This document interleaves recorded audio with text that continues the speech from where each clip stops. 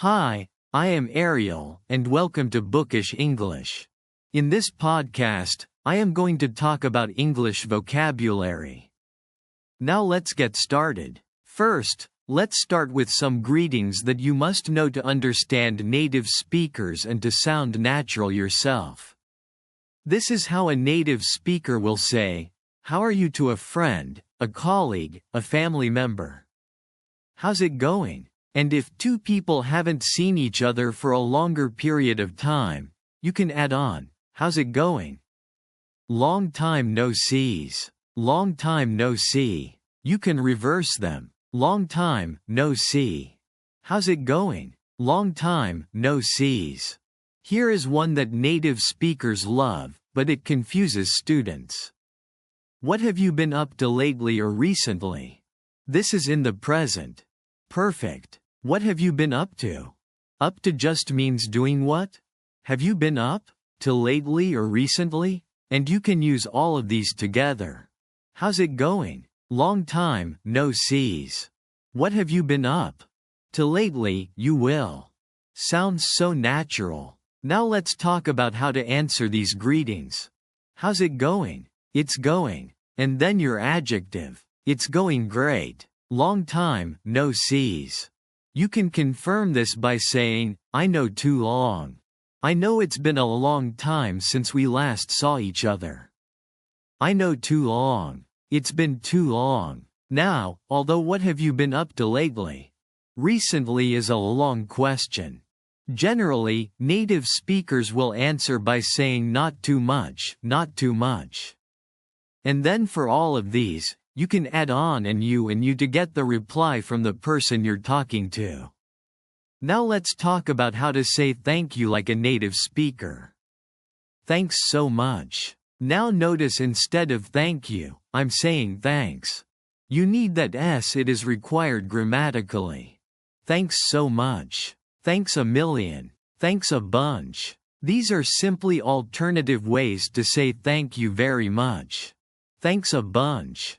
Two of my favorite ways to say thank you are simply by saying you're the best. You're the best, I also say. You rock. You rock you. Rock. So if you want to sound very natural, you can use those. 2. You could also say, "I really appreciate it." Or you could say, "That's so nice of you. That's so kind of you." You can use nice or kind, it doesn't matter.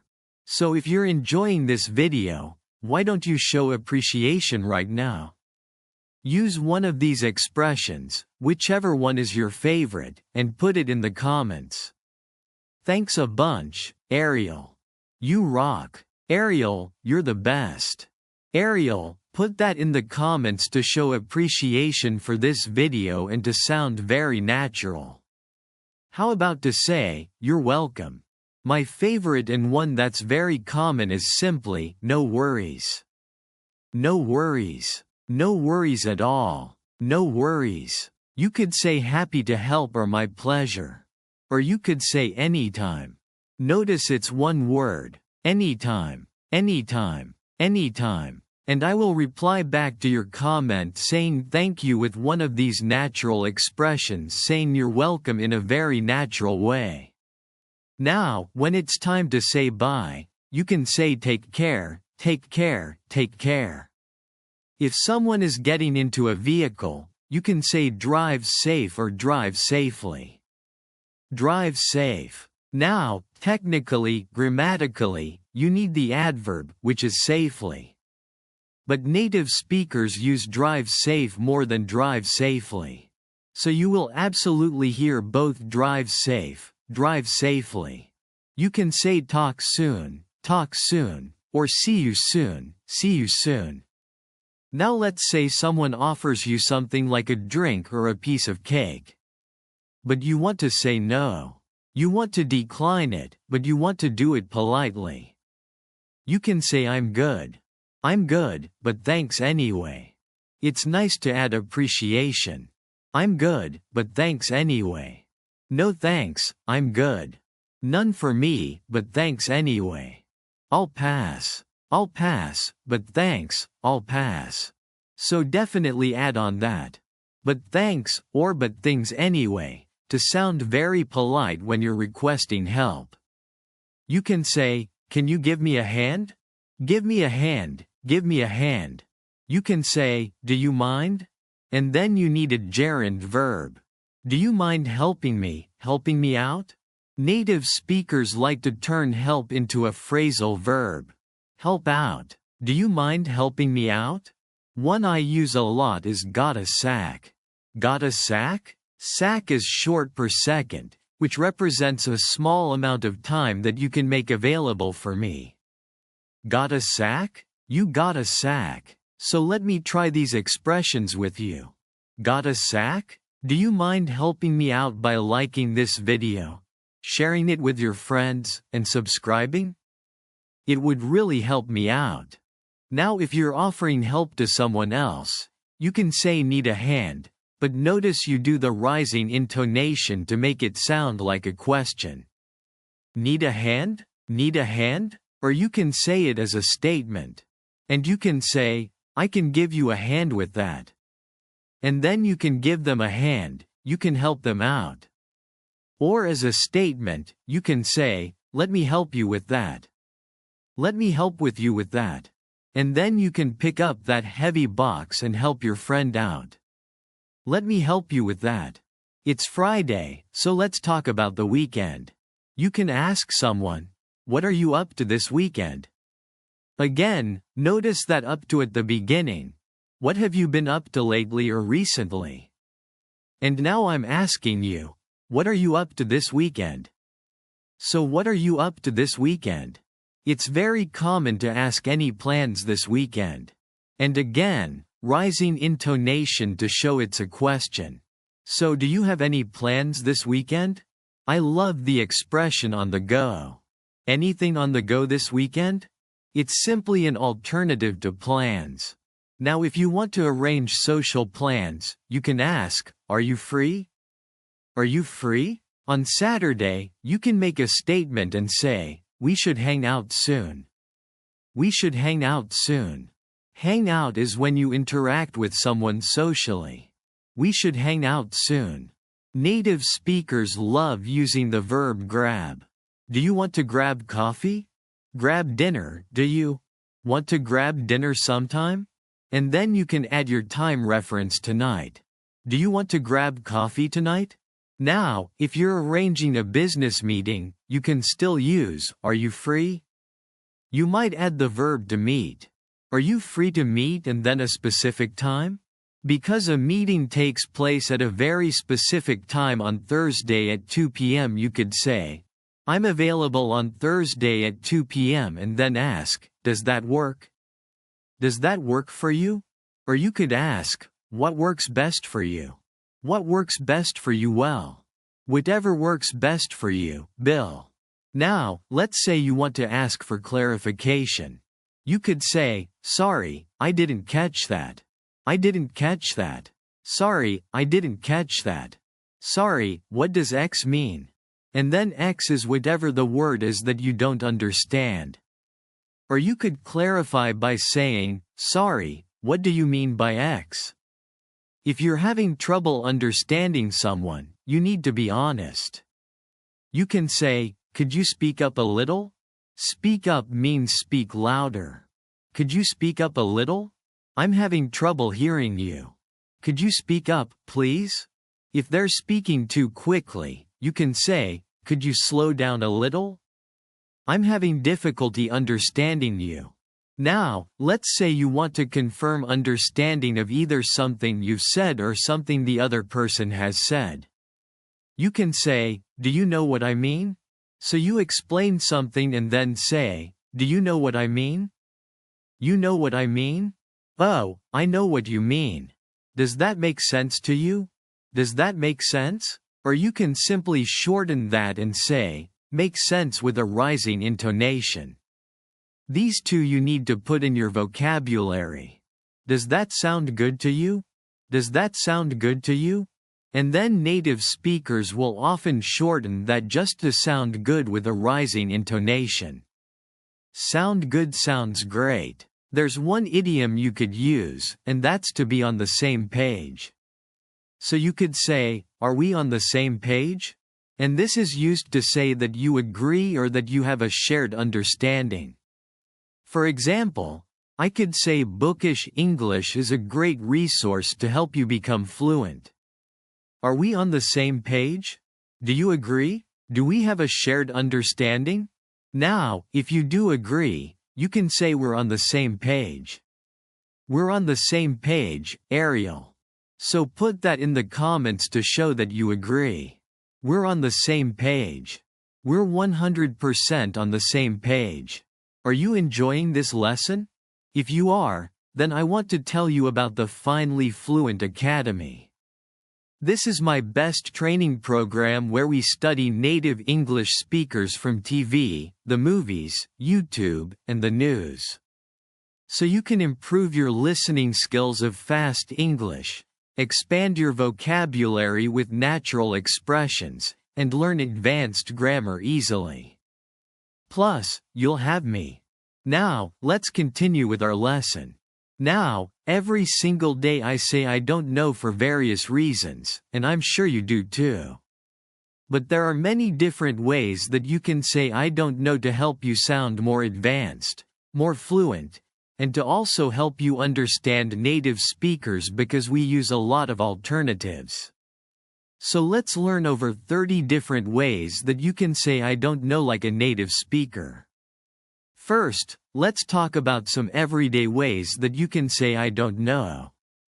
You can use these in more casual situations and professional situations.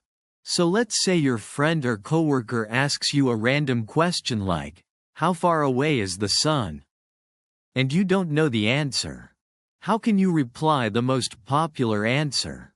"I have no idea." And this is really to stress the fact that you have no knowledge on the topic. Remember, the question is, how far away is the sun? I have no idea. Now, we can also shorten this and simply say, no idea. I have no idea. No idea. Another common answer is, I'm not sure. I'm not sure. Now, you can expand on this and you can say, I'm not too sure. Not too sure. I'm not too sure about that. That meaning the question. I'm not too sure about how far away the sun is. Not sure about that. Not sure about what? A fun one is simply to say, who knows? Who knows? Seriously, who knows? Doctor, you know. Who knows? You could say, your guess is as good as mine. It's implying that you also don't know the answer. Your guess is as good as mine. Well, your guess is as good as mine.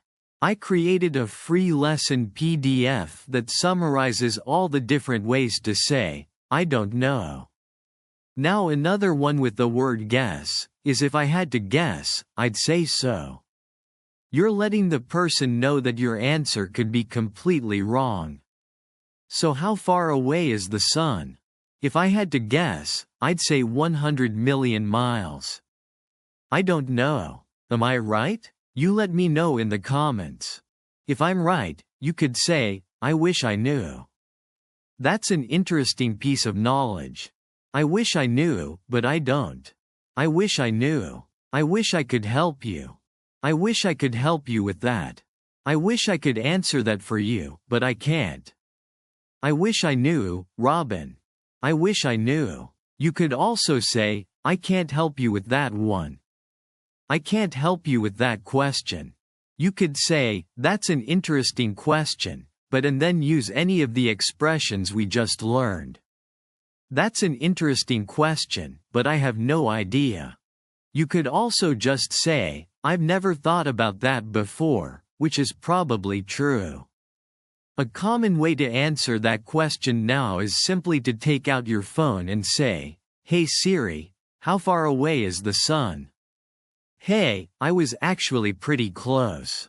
It was 149 million miles away and I said 100 million miles and I completely guessed.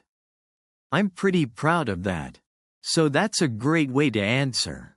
Just ask Siri or Alexa or whoever else. There are two very common idioms that you can use. The first idiom is beats me. That beats me, but we commonly get rid of that and simply say, beats me. And that's the same as saying, I have no idea. Beats me. The other idiom is, I haven't the slightest idea, and the slightest is this much, the smallest amount possible. But you're saying you don't even have that. So it's another way of saying, I have no idea. I haven't the slightest idea. Now, instead of slightest, you could say foggiest or faintest, and it means the exact same thing. Or you can say, I haven't a clue, which also means the same thing. So they're just slight changes to the same idiom, and they're very commonly used because I haven't the foggiest idea why. I mean, look at me. Now let's talk about some more professional expressions that you can use when you're asked a question but you don't know the answer. So let's say your boss asks you how many units of a specific product were sold last month. You could reply back and say, when do you need to know by? And your boss will likely say an hour, 2 hours tomorrow, next week, and tell you when they need the information now. If they say right now, I need it right now, then you can reply back and say, let me get that for you. Get that being the answer, the information. Or you could say, let me find out. Let me look into this instead of let me. You could also say I will as a contraction. I'll find out, I'll look into this, I'll let you know, I'll get back to you. So you're letting the person know that you just need to do something first. Instead of check, you could say, I need to confirm something, I need to verify something, I need to look into something and get back to you. You can also specify a specific time or date when you'll have the information. Let me look into this and I'll get back to you by 2 o'clock, by the end of the day, by tomorrow, by next week, and let the person know. Let me look into it. Now, if you do want to admit that you don't know the answer now, you could say something like, I'm not sure offhand. So offhand is just an expression we use to mean right now. I'm not sure offhand. Let me look into this and I'll get back to you by 2 o'clock. Does that work for you? And you can add, does that work for you, to clarify that getting back to them with the information by 2 p.m. is acceptable? Your boss will likely say, sure, no problem. Or they might say, no, I have a meeting in 10 minutes and I need this information. Well then, of course, you say, no problem. I'll find out right now and get back to you in a few minutes. Of course, by the deadline, your boss just told you. Now, instead of saying, I'm not sure offhand, which again is just an expression, I'm not sure offhand, you could say, I'm not sure off the top of my head. So again, this is another way of just saying right now, off the top of my head, I'm not sure. Let me find out and I'll email you the information in 10 minutes. So you could also use in and a time reference in 10 minutes, in an hour, in 20 minutes, or you could simply say ASAP. I'm not sure off the top of my head. Let me check and I'll get back to you as soon as possible. You can also say ASAP. There's 2 different ways to say it, ASAP or ASAP. They're both acceptable. I think ASAP is more common though. I'll get back to you ASAP. Look into it. Get back to you. ASAP. Amazing job. Now let's keep going and talk about more advanced ways that you can say goodbye to, again, help you sound very fluent and natural and help you understand native speakers. Let's do that now. You can absolutely say bye or goodbye. It's grammatically correct. The problem is that it sounds very formal and native speakers don't really say goodbye. We say goodbye but then we add on a natural expression. So let's talk about natural expressions you can use in everyday situations like shopping at the grocery store, at a restaurant, or dealing with a customer service agent. You can say bye but then add on take care, bye, take care. Now you can also say take care and then bye, take care, bye. Or you can simply say take care, take care. You can say have a good and then whatever the time reference is, have a good day, morning, afternoon, evening, night. Or you can say have a good one, which is general to any situation. Have a good one, bye, take care, have a good one. A quick tip is that native speakers commonly combine multiple expressions like I just did. Bye, take care, have a good night. It's very common to use 2 to 3 or more expressions, so feel free to combine them. Now you can replace the adjective good with a different adjective. Have a wonderful day, have a fabulous afternoon, have a fantastic weekend. You can say bye for now, which implies that you're going to see that person again. Bye for now. Or you can say enjoy the rest of and then the time period. Enjoy the rest of your day, your night, your evening, your weekend, your vacation. Now let's talk about saying goodbye to your friends. The most common is see you soon, see you later. A common one is also talk soon, bye, talk soon, see you later. Now if you have a future date planned with that friend, you can say see you next weekend, see you tomorrow, see you at the party, and reference that next event you can add. Can't wait to add some excitement. Can't wait to see you next weekend. Can't wait to see you at the party. You can say bye. It was so nice seeing you. Instead of so nice you can add it was awesome, it was amazing, it was wonderful, it was lovely, and instead of seeing you you can add it was lovely catching up, it was lovely having dinner, it was lovely chatting. So you can add different alternatives to that expression. If your friend is getting into a vehicle, you can add bye, drive safe, bye, have a safe trip, be well now. If you don't have a next date planned with your friend, you can add something to show you want to see them again. Bye, let's catch up soon, don't be a stranger, keep in touch. This is a very common one. Bye, keep in touch, take care. Now let's talk about some more informal slang expressions. You can use these with your friends, your family, or even with your coworkers, as long as it's a more informal situation. We commonly use gotta, gotta, gotta, I gotta go, I gotta jet, I gotta head out, I gotta take off, I gotta hit the road, I gotta get going. It's by 6 o'clock, I gotta jet. You can also say catch you later, which just means see you later. Catch you later, and notice I took you and reduced it to you. Catch you later, catch you later. Sometimes we just say later. A fun expression is catch you on the flip side. I have no idea what the flip side is, but catch you on the flip side. Catch you on the flappity flip. I'll catch you on the flappity flip, bye. Some people say peace out. I personally have never said this, but I do hear it a lot from some other speakers. Peace out, or simply peace. So if that suits your personality, you can use that one. Peace outside. One of the most common informal expressions is just see ya. So we take see you later and we reduce it to see ya. Okay, bye, see ya, bye.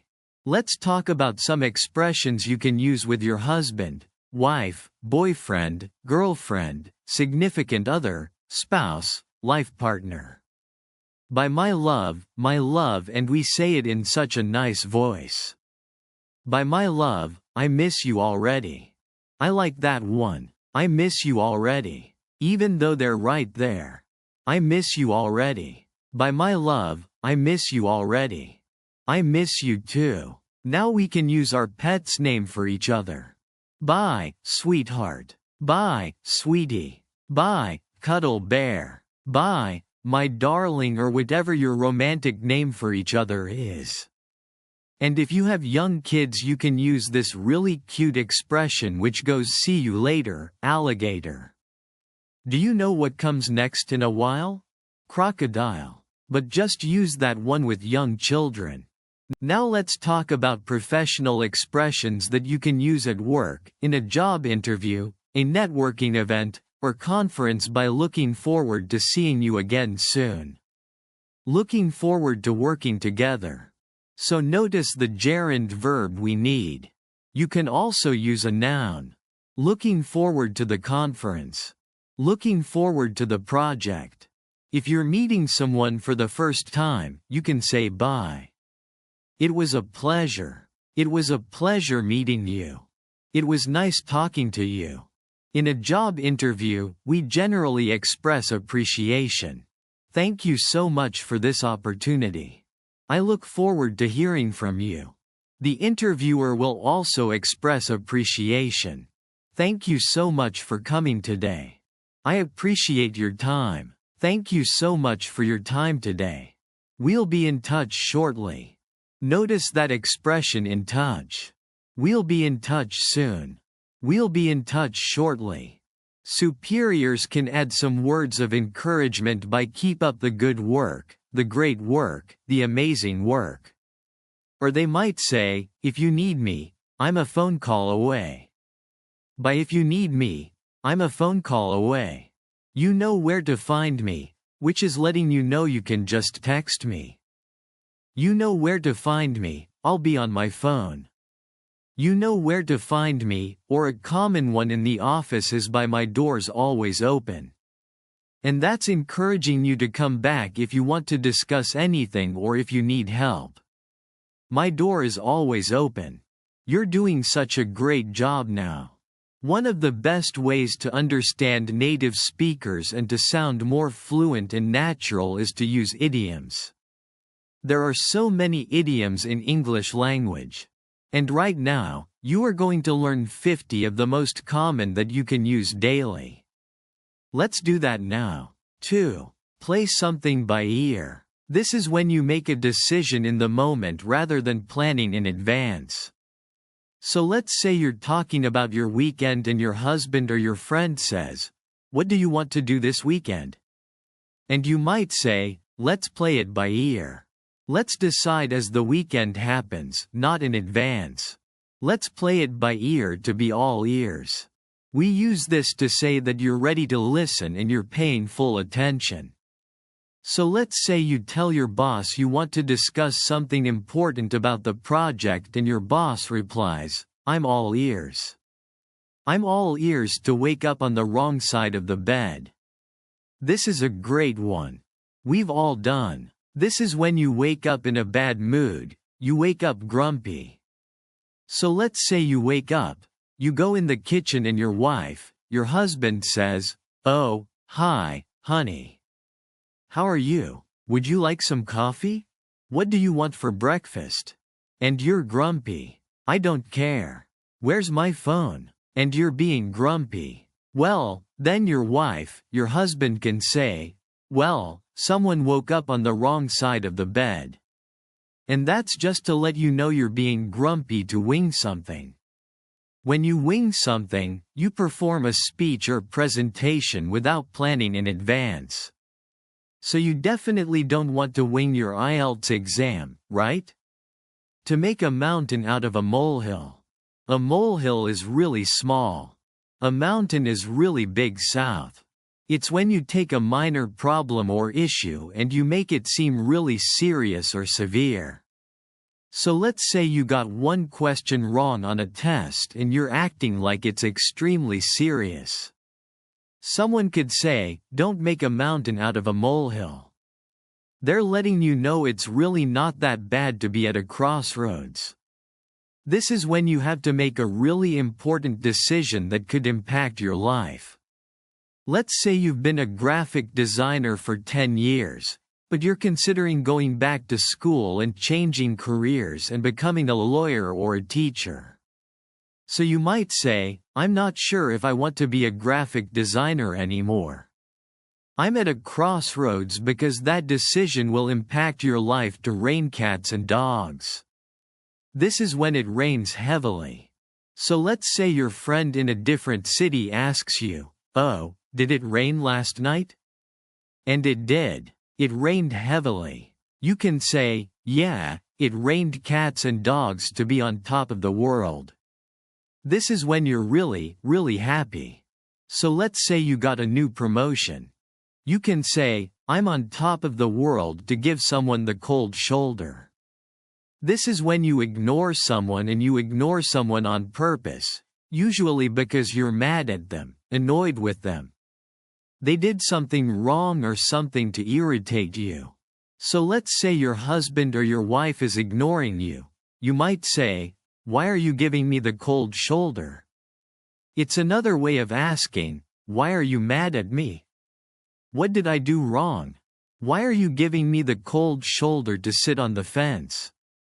This is when you delay making a decision, usually because that decision is difficult and you don't want to make it. For example, I asked my boss for a promotion, but he's sitting on the fence, so he won't answer me. He won't say yes. He won't say no. He keeps just saying, "Oh, I need to think about it. I'll get back to you." He's sitting on the fence to hit the nail on the head. This is when you accurately explain a problem or a situation. For example, you hit the nail on the head when you said we needed to reduce our costs.